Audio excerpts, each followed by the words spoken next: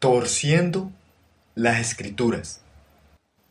Entre comillas, casi en todas sus epístolas, hablando en ellas de estas cosas, entre las cuales hay algunas difíciles de entender, las cuales los indoctos e inconstantes tuercen, como también las otras escrituras, para perdición de sí mismos.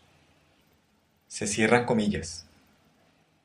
Segunda de Pedro, capítulo 3, versículo 16. El anterior versículo de la Escritura claramente advierte que aquellos que tuercen las Escrituras de su significado debido lo hacen para su perdición. Pedro usa la misma palabra griega en Segunda de Pedro, capítulo 2, versículo 3, donde se traduce como condenación. Cuando Jesús reprendió la hipocresía de los líderes de la iglesia de sus días, en Mateo 23, él advirtió en el versículo 33, serpientes, generación de víboras, ¿cómo escaparéis de la condenación del infierno? En Juan 5, versículo 29, aprendemos que aquellos que hacen lo malo sufrirán la condenación del infierno, y los que hicieron bien saldrán a resurrección de vida, mas los que hicieron mal a resurrección de condenación. Torcer significa girar o utilizar fuerza, arrancar o forzar, tergiversando o cambiando forzadamente. Metafóricamente significa distorsionar, desviarse de la verdad o separarla de su significado natural por la fuerza, pervertir. Y eso es precisamente lo que el pastor John McLarty de la Iglesia Adventista del Séptimo Día hizo recientemente en su sermón titulado ¿Qué hacer con gente común?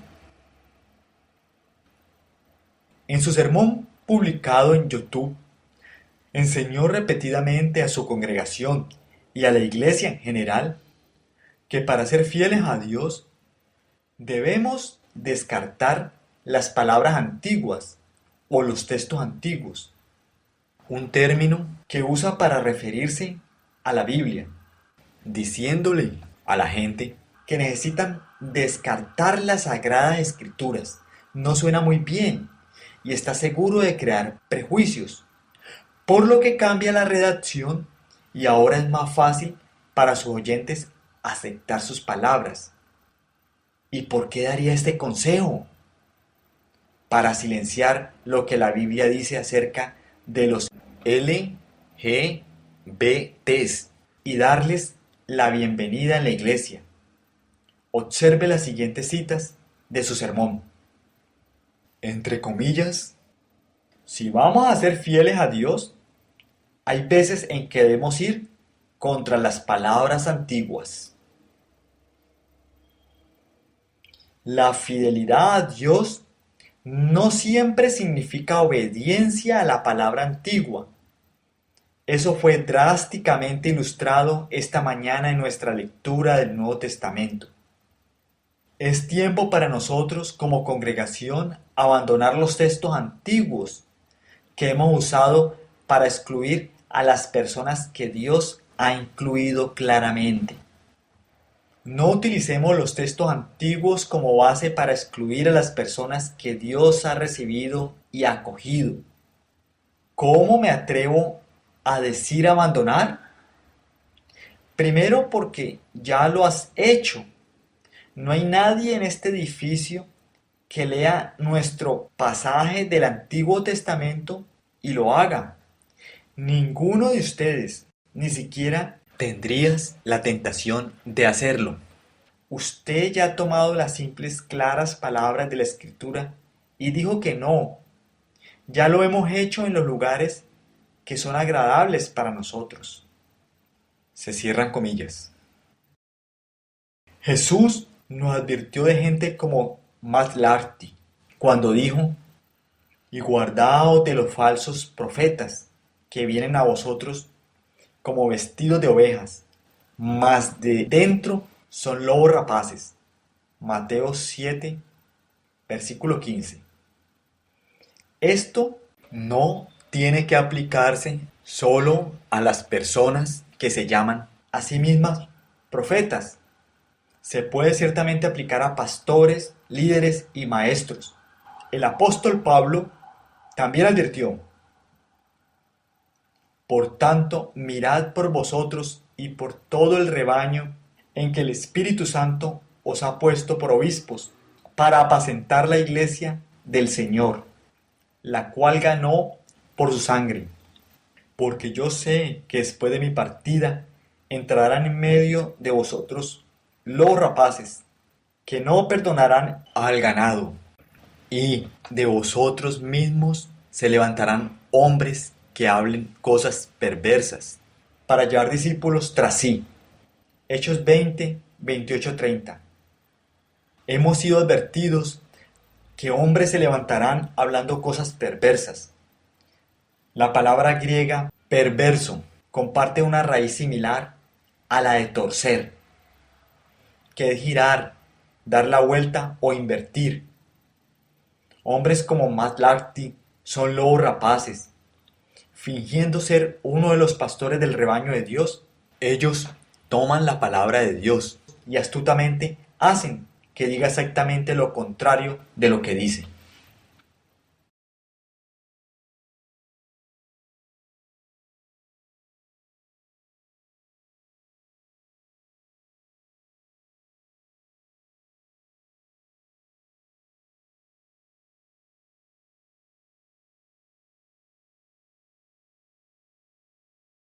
Entonces, ¿cómo Matlarti puede torcer el claro significado de la escritura?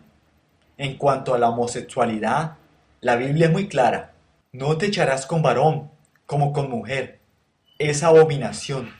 Levítico capítulo 18 versículo 22. Y cualquiera que tuviera ayuntamiento con varón como con mujer, abominación hicieron. Entrambos han de ser muertos, sobre ellos será su sangre. Levítico capítulo 20 versículo 13. Para muchos, hoy en día, en la iglesia y fuera de la iglesia, estos versículos ya no son aceptables. Se consideran divisivos, ofensivos, desamorosos y usados para excluir a las personas. Y por buenas razones. La Biblia no se anda con rodeos. La homosexualidad es una abominación. No importa cuánto de la sociedad lo admita. No importa cuán emocionante sea la historia de alguien que persevere en este pecado. Todavía es una abominación. Sin embargo, gente como Matlarti no se someterá a la palabra de Dios. Ellos piensan que saben más. En su sermón, Matlarti usa dos pasajes de la Escritura para apoyar su idea de que está bien que el pueblo de Dios rechace partes de su palabra. La primera viene de Deuteronomio 13, versículos 6 al 10, y la segunda de Hechos capítulo 15, versículo 4 al 10. El pasaje en Deuteronomio advierte contra seguir a un amigo o pariente en la idolatría. El castigo por apartarse de Jehová Dios es apedreamiento. Observe lo que Matlarti ha manifestado acerca de este pasaje de la Escritura. Entre comillas, si vamos a ser fieles a Dios, hay veces en que debemos ir contra las palabras antiguas. Y elegí la escritura de esta mañana por ser la más, bueno, al menos una declaración drástica en la escritura que te encontraste para ti mismo. Sí, amén. Estás mal. Usted es Eres peligroso. ¿Escuchaste las palabras que leyeron? La adoración del ídolo es mala. No lo hagas. Y luego, esto es lo que quiero que hagas. Mantén tus oídos abiertos. Y si escuchas a alguno insinuar que puede iniciarse en la adoración de ídolos, coge una piedra y agarra a todos tus amigos y mátalos. Hazlo si es tu mejor amigo. Hazlo si es tu hijo. Haga esto si es su cónyuge. Sí, puedes leer esas palabras e ir. Sí, hagamos eso. Podemos guardar aquí este montón de piedras, aquí en la iglesia, para que estemos listos. Si hay algo en ustedes que diga sí, amén, podría entrar en eso. Necesitas un poco de curación. ¿Qué haces con ese texto? Está en la escritura. Es parte de nuestra historia como pueblo de fe. Y somos rechazados por ella. Y debemos serlo. La fidelidad a Dios no siempre significa obediencia a la palabra antigua. Eso fue drásticamente ilustrado esta mañana en nuestra lectura del Nuevo Testamento. Se cierran comillas. McLarty es ciertamente astuto. En efecto, usa la Biblia contra sí misma. Su razonamiento es que si no seguimos el mandato de apedrear a los idólatras, ¿por qué deberíamos obedecer los textos que condenan la homosexualidad? El problema de usar esta lógica, poner la Biblia en contra de sí misma, es que en el proceso destruyes la autoridad de la Biblia.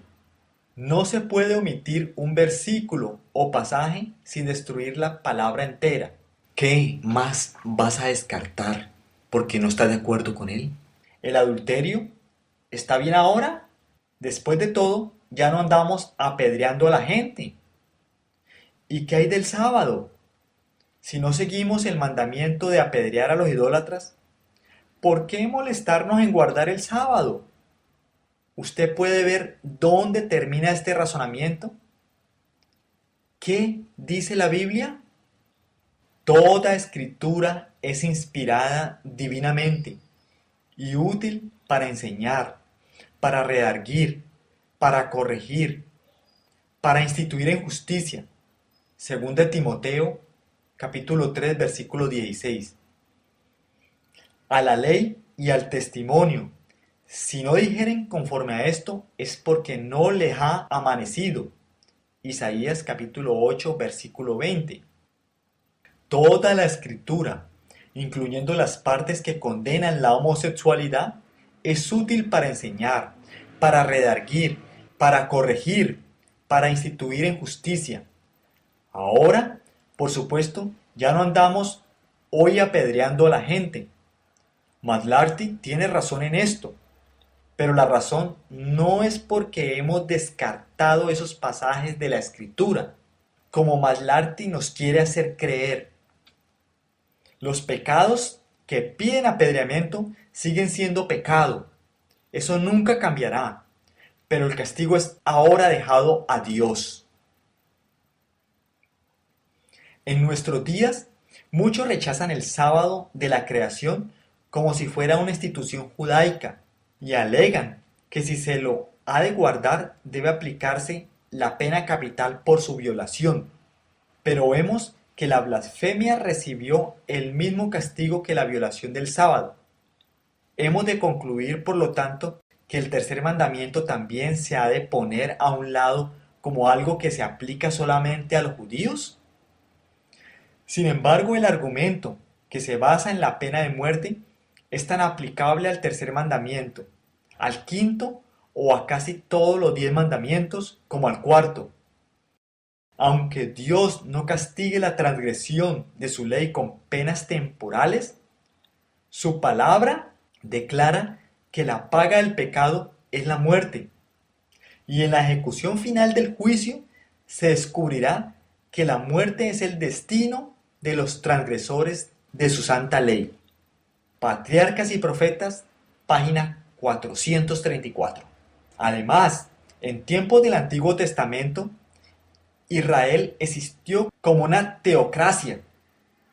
Se le dio el poder de Dios para juzgar y condenar a los pecadores.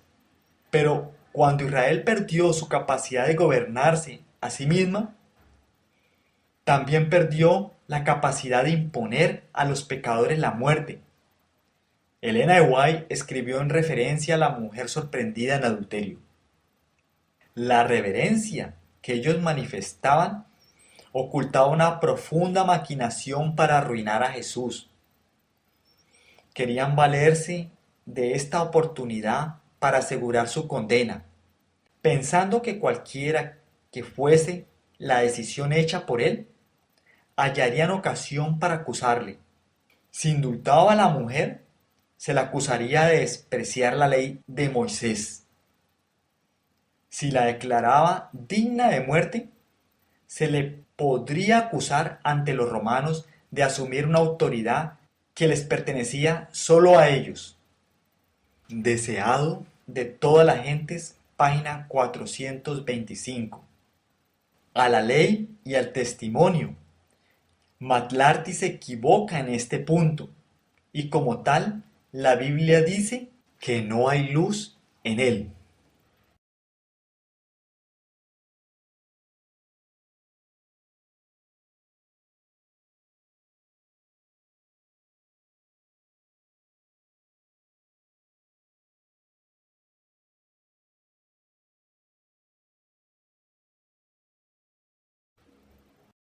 El segundo pasaje que McLarty usa para apoyar su agenda homosexual está en Hechos capítulo 15, versículo 4 al 10.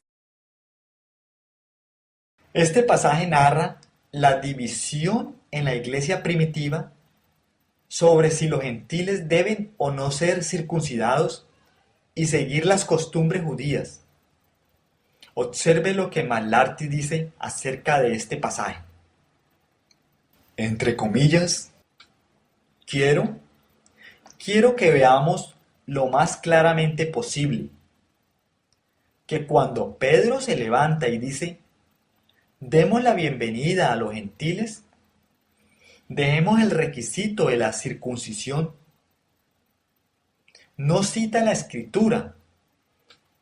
Cuando en el mundo de hoy hablamos de por qué los cristianos no requieren la circuncisión, corremos a los escritos de Pablo, y Pablo desarrolló una teología que apoyaba la eliminación de la circuncisión. Y cita textos antiguos. Eso fue escrito después del discurso de Pedro. Eso fue escrito después de que la iglesia había decidido. Pedro pidió a la iglesia que tomara una decisión firme y lúcida basada en el liderazgo claro y presente de Dios y la experiencia del pueblo de Dios con el peso de ser perfectos guardianes de la ley.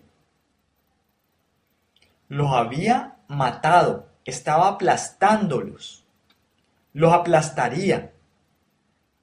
¿Por qué poner a otros una carga que no podemos llevar nosotros mismos? Sostengo, lo he hecho en forma impresa y ahora lo haré desde el púlpito, que es tiempo para nosotros como una denominación y es tiempo para nosotros como congregación abandonar los textos antiguos que hemos usado para excluir a las personas que Dios ha incluido claramente. Se cierran comillas.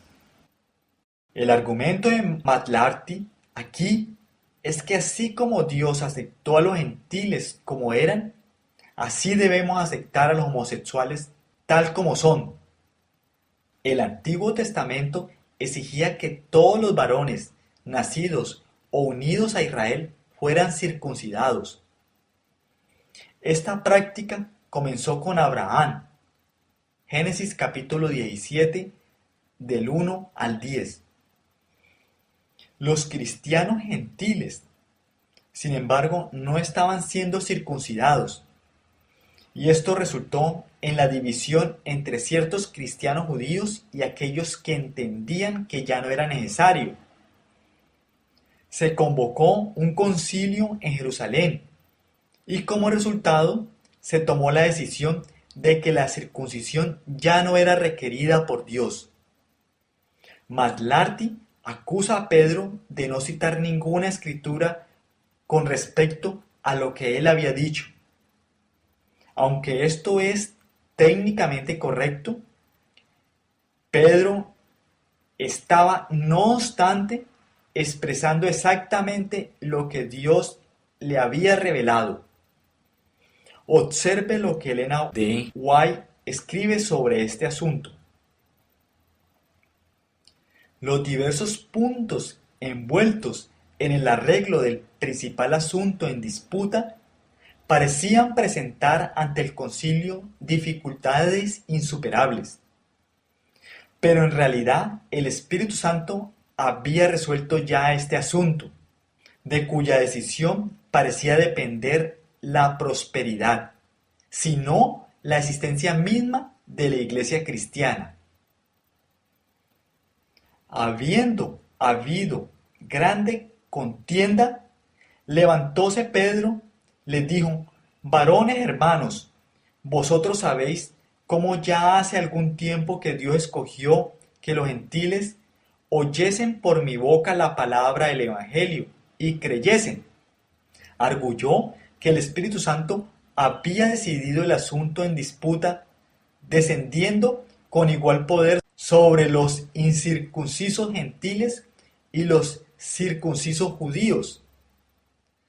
Relató de nuevo su visión, en la cual Dios le había presentado un lienzo lleno de toda clase de cuadrúpedos y le había ordenado que matara y comiese. Cuando rehusó hacerlo, afirmando que nunca había comido nada común o inmundo, se le había contestado: lo que Dios limpió, no lo llames tú común. Hechos capítulo 10, versículo 15.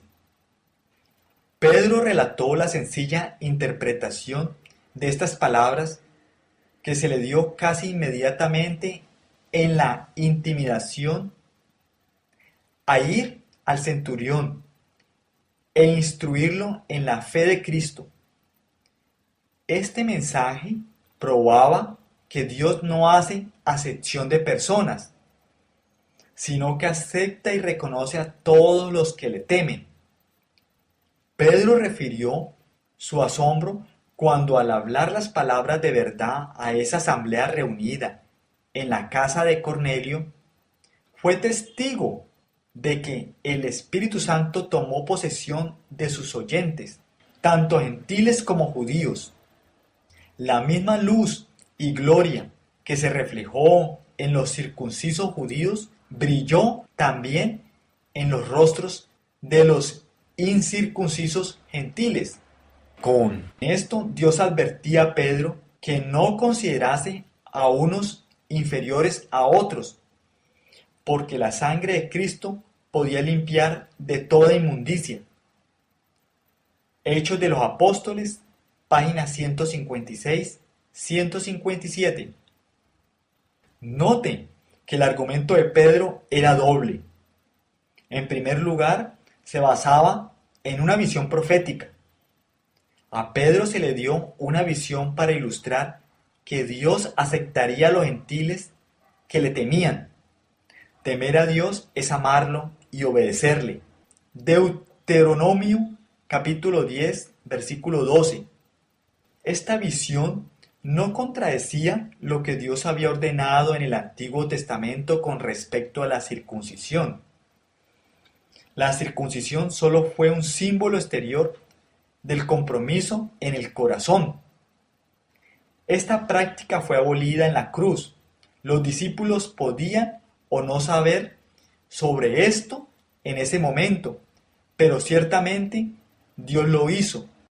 En segundo lugar, el Espíritu Santo demostró su aceptación de los gentiles que no habían sido circuncidados, otorgándoles los mismos dones que había otorgado a los judíos cristianos.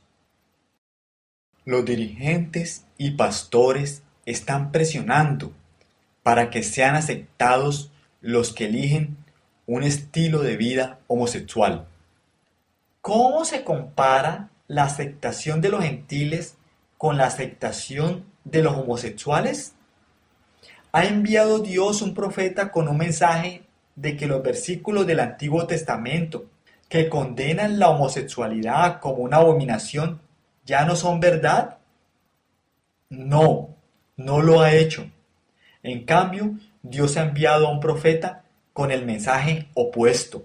A continuación, en un sueño moderno, leemos lo siguiente. Abro comillas. Entonces el guía habla de cómo los dirigentes y pastores están presionando para que sean aceptados los que eligen un estilo de vida homosexual, a pesar de que es inmoral y una abominación a los ojos de Dios. Bien, sean hombres o mujeres los que practiquen ese estilo de vida, esa elección no es el diseño de Dios y nunca debe ser aceptada en ninguna situación ni bajo ninguna circunstancia.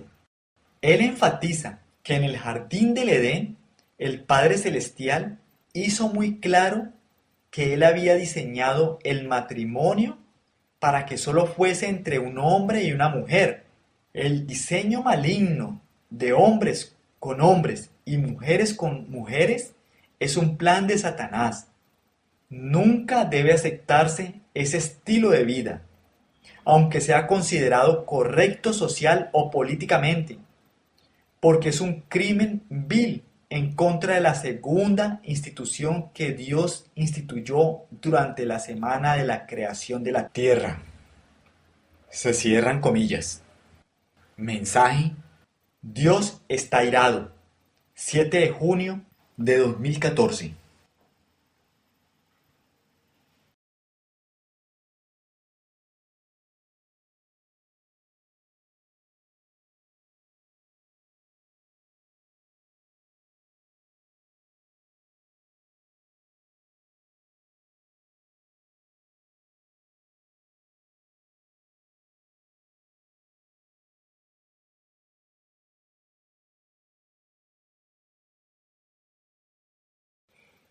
Además, ha revelado Dios de una manera que no puede ser malentendida, como lo hizo con los gentiles, que ahora acepta a los homosexuales.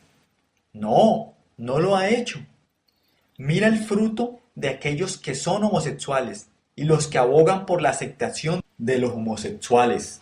Están destruyendo la misma autoridad de la Biblia. Esta es la obra de Satanás.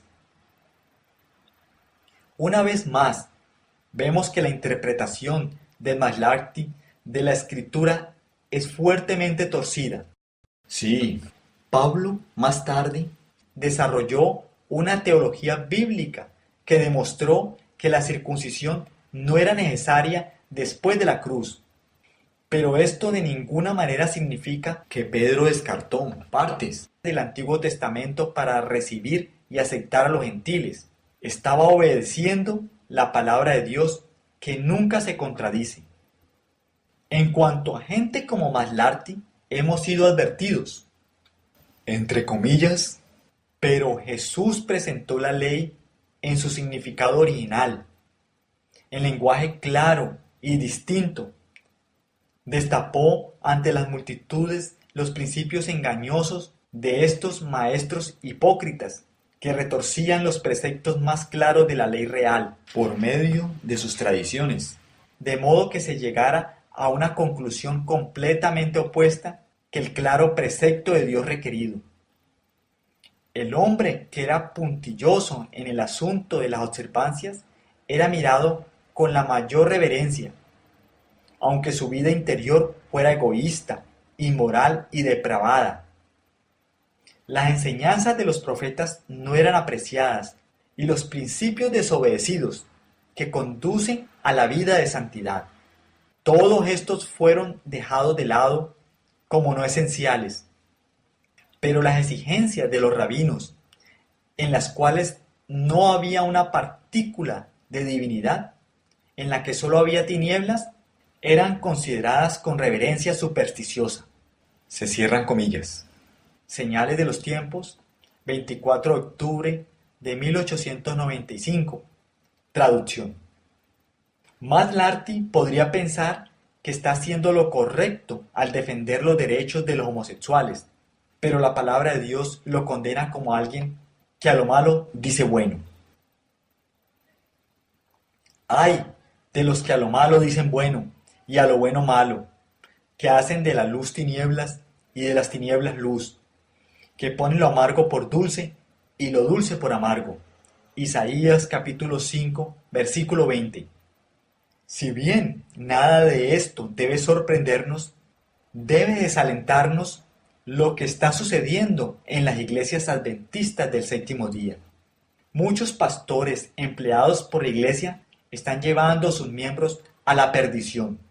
Muchos ocuparán nuestros púlpitos, sosteniendo en las manos la antorcha de la falsa profecía encendida por la infernal tea satánica. Si se albergan dudas e incredulidad, los ministros fieles serán retirados de entre aquellos que creen saber tanto. Oh, si también tú conocieses, dijo Cristo, a lo menos en este tu día, lo que es para tu paz, mas ahora está encubierto de tus ojos. Sin embargo, el fundamento de Dios está firme. El Señor conoce a los que son suyos. El ministro santificado no debe tener engaño en su boca. Debe ser abierto como el día, libre de toda mancha de mal. Un ministerio y una prensa santificados serán un poder para hacer brillar la luz de la verdad en esta generación adversa. Luz, hermanos, necesitamos más luz. Tocad trompeta en Sión, dad alarma en el monte santo. Reunid a la hueste del Señor con corazones santificados, para que escuchen lo que el Señor tiene que decir a su pueblo, porque Él tiene más luz para todos los que quieran oír. Sean armados y equipados, y vengan a la batalla en auxilio de Jehová contra los fuertes. Dios mismo obrará en favor de Israel. Toda lengua mentirosa será silenciada. Manos de ángeles desbaratarán los designios engañosos que se están trazando. Los baluartes de Satanás nunca triunfarán. La victoria acompañará al mensaje del tercer ángel. Así como el capitán de la hueste del Señor derribó los muros de Jericó, el pueblo que guarda los mandamientos del Señor triunfará y todos los elementos opositores serán derrotados. No se queje nadie de los siervos de Dios que han ido a ellos con un mensaje enviado del cielo. No sigáis buscando defectos en ellos, diciendo, son demasiado incisivos, hablan con demasiada energía, quizá están hablando con mucha fuerza. ¿Acaso no es necesario hacerlo? Dios hará que retiñan los oídos de los oyentes si no escuchan su voz o su mensaje. Él denunciará a los que resistan la palabra de Dios. Se cierran comillas. Testimonios para los ministros, página 409-410. Debemos alabar a Dios porque Él purificará su iglesia. Todos los ministros infieles serán pronto eliminados. Oramos para que personas como Matt Larty vean su infidelidad a la palabra de Dios, se arrepientan y sigan el consejo que se nos ha sido dado. Entre comillas, que la Biblia explique sus propias declaraciones. Acepta tal como se lee, sin torcer las palabras para adaptarlas a las ideas humanas. ¿Qué tiene que ver la paja con el trigo? Se cierran comillas. Loma Linda, mensajes, página 55, traducción. Finalmente, todos prestemos atención a la advertencia que nos dio la profeta de Dios Elena White. Que nadie apague el Espíritu de Dios torciendo las Escrituras, poniendo interpretaciones humanas sobre su palabra inspirada, y que nadie siga un rumbo injusto que lo deje en tinieblas. No están dispuestos a abrir sus oídos para oír y sin embargo comentan y discuten y siembran sus dudas de aquello que sinceramente no tomaron tiempo para escuchar. Que los hombres tengan cuidado de cómo manejan la palabra de inspiración, la cual ha sido preservada por siglos a través del poder de Dios. Si los hombres fueran controlados por el Espíritu Santo, ellos darían el corazón y el alma a esta tarea, buscando y cavando en las minas de Dios el mineral precioso. Estarían deseosos de entrar en armonía con los escritos de hombres inspirados. Si ellos no son controlados por el Espíritu de Dios, ellos darán evidencia de esto al cavilar sobre su palabra y sentarse en juicio. Sobre sus enseñanzas, como lo hicieron los judíos. De Ellen G. White, 1888, Materials. Página 167, traducción.